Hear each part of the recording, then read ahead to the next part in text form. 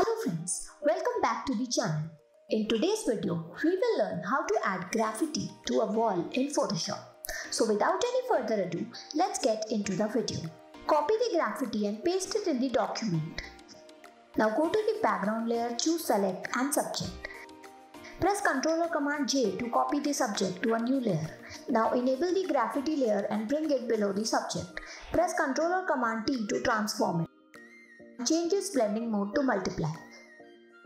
Now right click and choose blending options. Change the slider of the underlying layer. Press Alt or Option to break it. Adjust the slider as per your image and hit OK. Now go to Filter, Noise and add noise. Change its amount to around 15 and hit OK. And that's how you can add some amazing graffiti to a wall in Photoshop. If you find this video helpful, do like it and don't forget to subscribe to our channel.